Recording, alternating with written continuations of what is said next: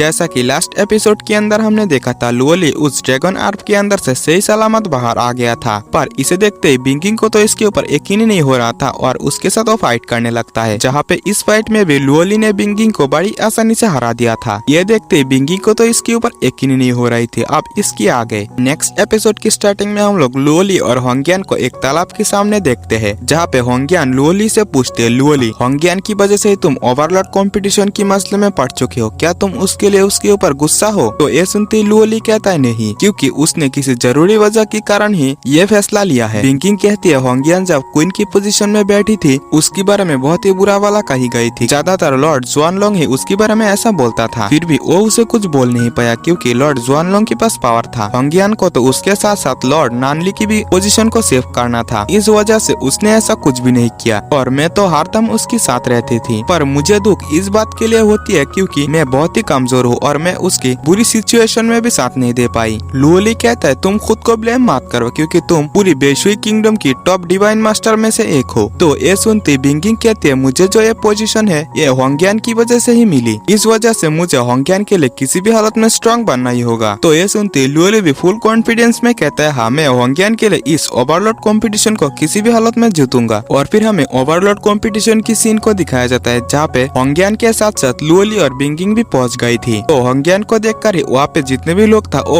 होंगियान के सामने झुक जाता है, जहाँ पे थोड़ी देर में लॉर्ड जुआनलोंग भी पहुंच जाता है और फिर होंगियान कहने लगता है मार्शल आर्ट बेशुई किंगडम की फाउंडेशन है, पर लॉर्ड नानली ने हमेशा ही बेशुई एम्पायर के लिए फाइट किया है और उनकी जो बेटा है वो काफी छोटी होने की वजह से मार्शल आर्ट्स को प्रैक्टिस नहीं किया, इसलिए वो काफी कमजोर है। पर लॉर्ड जुआनलोंग ने लुओली को इस पोजीशन से हमेशा ही हटाने के लिए मुझे रिक्वेस्ट किया, पर मैंने ऐसा नहीं किया और आज ओवरलॉर्ड कंपटीशन होने वाला है, इस वजह से लुओली अगर इसके 3 लेवल को पार कर लेता है तो उसे इस लॉर्ड नानली की टाइटल को दे दिया जाएगा। तो ये सुनते लॉर्ड जुआनलोंग कहने लगता है ओवरलॉर्ड कंपटीशन को बस लुओली ही नहीं दे सकता, कोई और भी है जो इसे दे सकता है। और वहाँ पे लुओजिंग को बुलाता है, तो इसे देखते ही लुओली इसके बारे में बिंगिंग से पूछता है, तो बिंगिंग कहती है ये लुओजिन है और ये स्कारलेट ड्रैगन चैम्बर का यंग मास्टर है। तो ये देखते होंगियान गुस्सा होते हैं लॉर्ड जुआनलोंग से पूछते हैं लॉर्ड जुआनलोंग ये सब क्या है, ये तो इंपीरियल फैमिली का भी कोई मेंबर नहीं है, तो वो ओवरलॉर्ड कंपटीशन को कैसे दे सकता है? तो ये सुनते लॉर्ड जुआनलोंग कहने लगता है लॉर्ड नानली ने मारने से पहले अपनी बाकी फैमिली मेंबर्स के बारे में बताते हुए एक लेटर छोड़ा था, तो वो उस लेटर को लाने के लिए कहता है। तो वही लॉर्ड नानली की मेंशन की वो मेंबर यानी कि वुतेले उस लेटर को लेके आता है।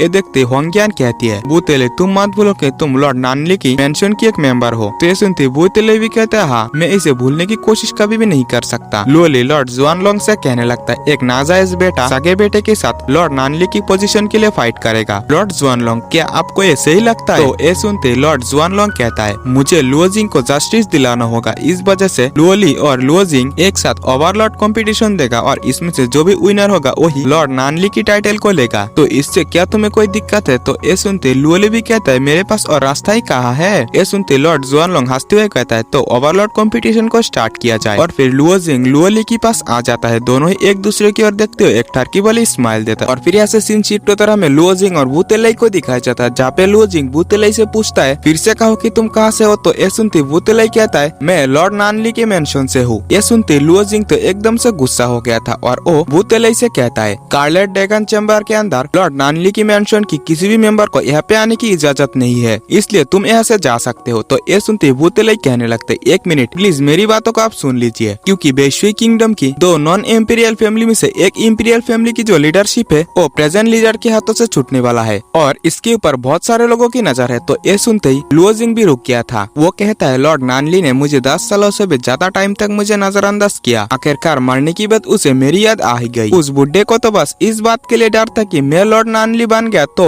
मैं उसकी फैमिली के हर एक मेंबर को मार दूंगा, और हाँ मुझे तुम्हारी बातों में कोई इंटरेस्ट नहीं है। तो ये सुनते वुतेले कहने लगता है अगर आप इस कंपटीशन से पीछे हटते तो ये पोजीशन लुओली को मिल सकता है। तो ये सुनते ही लुओजिंग तो एकदम से एक्शन में आते हुए कहने लगता है मैं तो भूल ही गया था कि मेरे एक भाई भी है, अब लगता है मुझे इस कंपटीशन में कूदना ही पड़ेगा। वुतेले कहता है लॉर्ड जुआनलोंग की मिशन के मुताबिक 2 वीक के अंदर ओवरलॉर्ड कंपटीशन होने वाला है, अगर आप इस ट्रायल को जीत लेते हैं तो ये सुनते ही लुओजिंग गुस्सा होते हुए कहता है मैं तो बस इतना चाहता हूँ कि लुओली बेघर होने के दर्द को महसूस करे। और फिर वहीं पे लुओजिंग की मदर आ जाती है, उन्हें देखते ही लुओजिंग उनके सामने झुकते हुए कहता है मदर आप काफी टाइम से इतना सब कुछ सहते आए हो, आखिरकार अब टाइम आ ही गया, मैं बेशुई किंगडम में वापस जाना चाहता हूँ और ओवरलॉर्ड ट्रायल को देना चाहता हूँ। तो ये सुनते लुओ जिंग की मदर ली कहती है तो फिर ठीक है, तुम आगे बढ़ो, जिसमें तुम्हारा हक है तुम्हें उसे हासिल करना ही चाहिए। और फिर यहाँ से सीन शिफ्ट होता है, ओवरलॉर्ड कंपटीशन में लुओ जिंग और लुओ ली को दिखाया जाता है, जो कि इस कंपटीशन के लिए पूरी तरीके से रेडी था। और फिर कंपटीशन भी स्टार्ट हो जाता है। दोनों ही इसमें तेजी से आगे बढ़ने लगता है, जहाँ पे उन लोगों की सामना करने के लिए वहीं पे बहुत सारे खतरनाक भेड़िया मौजूद था और वो भेड़िया उन दोनों के ऊपर हमला करने लगता है, जहाँ पे लुओ ली तो बड़ी आसानी से उन भेड़ियों की सामना कर पा रहा था। इसे देखते लॉर्ड जुआनलोंग तो एकदम से शौकी हो गया था। ये देखते वो भी समझ चुका था कि लुओ ली सीक्रेटली ट्रेनिंग करता है। जहाँ पे हम लोग लुओ जिंग को भी देखते हैं, जो कि वो भी काफी अमेजिंग तरीके से उन वुल्फ का सामना कर रहा था। पर लुओ जिंग की कंपैरिजन में लुओ ली की और उससे दुगना भेड़िया मौजूद था। फिर भी लुओ ली उन लोगों की सामना बड़ी आसानी से कर रहा था। इसे देखते ही इसकी शिकायत होंगियान लॉर्ड जुआनलोंग से करने लगती है, पर लॉर्ड जुआनलोंग कहता है लुओ ली को अपनी फादर से जो भी चीजें मिला वो सभी चीजें लुओ जिंग को नहीं मिला, इस वजह से मैंने ऐसा किया और मैं तो लुओ ली की असली ताकत देखना चाहता हूँ। होंगियान को इतना टेंशन में देखकर बिंगिंग कहती है तुम इसके बारे में टेंशन मत लो, लुओ ली सब कुछ संभाल लेगा। और फिर युआन उसकी फादर से कहता है, यानी कि लॉर्ड जुआनलोंग से, फादर आप टेंशन मत लीजिए, क्योंकि भले ही लुओ ली इन गोल्डन वुल्फ का सामना करते हुए आगे बढ़ पाए और वो इससे आगे नहीं बढ़ पाएगा। फिर हम लुओ ली को देखते हैं, जो कि उन गोल्डन वुल्फ का सामना कर रहा था, पर जैसे वो उन गोल्डन वुल्फ की पंजे की सामना करता है, उसके हाथों में किसी टाइप की पॉइजन लग गया था, क्योंकि उन वुल्फ की जो पंजा था उनमें पॉइजन लगा हुआ था। ये देखकर हुआंगियान तो और भी ज्यादा गुस्सा हो गई थी। तो उन गोल्डन वुल्फ का सामना करते हुए लुओ ली कहने लगता है, अगर मैं ड्रैगन आर्प के अंदर ट्रेनिंग ना किया होता तो मैं इन पॉइजन से अफेक्ट हो गया होता। और फिर इस गेट के एंड में, यानी कि इस लेवल के एंड में लुओ ली के सामने एक बहुत ही ज्यादा पावरफुल वुल्फ था। उस वुल्फ की बॉडी से डार्क रेड कलर की ऑरा निकल रहा था। तो ये देखते लुओ ली भी उस वुल्फ से फाइट करने के लिए रेडी हो जाता है। वो वुल्फ भी काफी ज्यादा गुस्से में लुओ ली के ऊपर हमला करता है, पर लुओ ली उसके सामने से हट गया था और अपने पैर से उसके सिर के ऊपर हमला करता है, पर इससे उस वुल्फ को ज्यादा कुछ फर्क नहीं पड़ा था। और वो लुओ ली को पीछे करते हुए अपने मुंह से लुओ ली को पकड़ने की कोशिश करता है, पर लुओ ली उसके अटैक को डॉच कर रहा था और वो उसके पास जाकर उसकी थोबड़े पे एक पंच मार देता है और उसे हवा में ले आता है। अपनी पूरी ताकत लगाकर उस वुल्फ के ऊपर एक पावरफुल अटैक कर देता है, जिस वजह से वो वुल्फ वहीं पे हार गया था। और वो सीधा ही इस गेट को पार करते हुए सेकंड गेट तक पहुंच जाता है, जहाँ पे ये देखते होंगियान और बिंगिंग भी काफी ज्यादा खुश हो गई थी। और फिर हम लुओ ली के सामने कई सारे चेन्स को देखते हैं, उन चेन्स में बहुत सारे शॉर्ट्स लगा हुआ था। और फिर हम लुओ ली की दो तरफ दो गेट्स को ओपन होते हुए देखते हैं। उस दोनों गेट से कोई चीज निकलते हुए लुओ ली की ओर आगे बढ़ने लगता है। और इसी के साथ ये एपिसोड यहीं पे एंड होता है। तो अगर आपने अभी तक हमारी चैनल को सब्सक्राइब नहीं किया तो प्लीज सब्सक्राइब कर लेना और वीडियो को भी एक लाइक कर देना। मिलते हैं नेक्स्ट वीडियो में, बाय बाय।